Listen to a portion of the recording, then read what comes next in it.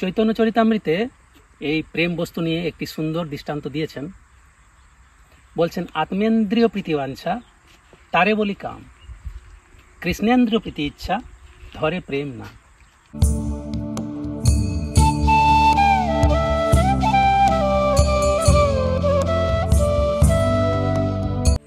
প্রেম বস্তু হলো একটাই, কিন্তু এর নানাবিধ স্তর রয়েছে। যেমন রাধা কৃষ্ণের প্রেম, গোপীগণের প্রেম, গুরু শিষ্যের প্রেম, আরও নানাবিধ স্তর রয়েছে। তো সেগুলো অন্য ভিডিওয় আলোচনা করার চেষ্টা করব। তো শুরু হয়ে গেছে ভালোবাসার মরশুম, প্রেমের সপ্তাহ শুরু হয়ে গেছে পুরো বিশ্ব জুড়ে। এই ফেব্রুয়ারি মাসের 7 তারিখ থেকে 14 তারিখ যুবক যুবতীরা তারা নানান প্রকারভাবে নানান স্পেশাল ডে যাপন করে থাকে। তো ভ্যালেন্টাইন্স ডে 14 তারিখ, তো সেদিন অনেক যুবক যুবতীরা তারা প্রেম নিবেদন করে থাকে, নিজের মনের কথা প্রকাশ করে থাকে তাদের ভালোবাসার মানুষের কাছে। ঠিক যেমন প্রেম ছাড়াই সংসার অসম্পূর্ণ, ঠিক তেমনি প্রেম ছাড়া আমাদের পরমেশ্বরের সান্নিধ্য লাভ হবে না। কিন্তু হ্যাঁ, প্রেম কাকে বলে তার বিশ্লেষণ করে মহাপ্রভু শ্রী রূপ গোস্বামীকে বলেছিলেন, যা থেকে চিত্ত অতিশয় স্নিগ্ধ হয় এবং যার দ্বারা ইষ্টবস্তুতে অতিশয় মমত্ব উৎপন্ন হয়, সেই ঘনীভূত ভাবকে প্রেম বলে।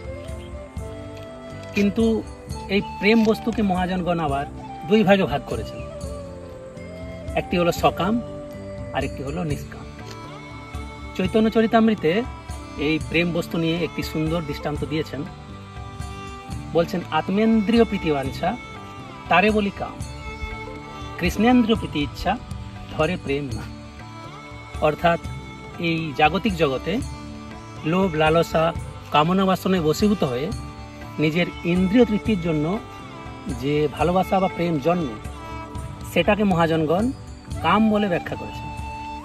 ইহাই হচ্ছে আত্মেন্দ্র প্রীতিবাঞ্ছা তারে বলি কাম, অর্থাৎ এটা কাম। আর নিজের কামনা বাসনা পরিত্যাগ করে নিষ্কামভাবে কৃষ্ণের প্রীতি সাধনার্থে যে ভালোবাসা বা ভক্তি উৎপন্ন হয়, ইহাই হচ্ছে নিষ্কাম প্রেম। ইহাই হচ্ছে কৃষ্ণেন্দ্র প্রীতি ইচ্ছা ধরে প্রেম না। আর এই নিষ্কাম প্রেমের দ্বারাই পরমেশ্বরের সান্নিধ্য লাভ হবে, আমাদের আত্মার কল্যাণ হবে। ইহাই হচ্ছে প্রকৃত প্রেম।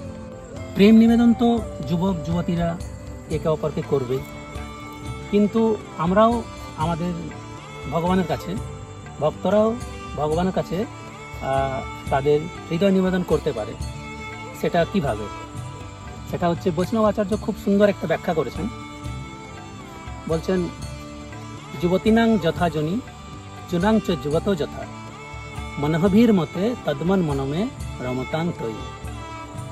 বলছেন, ঠিক যেমন যুবতীর দর্শনে যুবকেরা আকৃষ্ট হয় এবং যুবকের দর্শনে যুবতীদের মন আকৃষ্ট হয়, হে প্রভু, ঠিক একই রকমভাবে আমার মনও যেন একমাত্র তোমাতেই আকৃষ্ট হয়।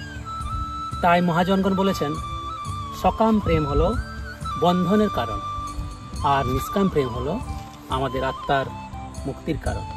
তাই আসুন আমরা সদ্গুরুর চরণ আশ্রয় করে সেই নিষ্কাম প্রেম অর্থাৎ কৃষ্ণেন্দ্র প্রীতি ইচ্ছার সাধনের তত্ত্ব অবগত হয়ে আমাদের এই মানব জনম ধন্য করি। হরে কৃষ্ণ।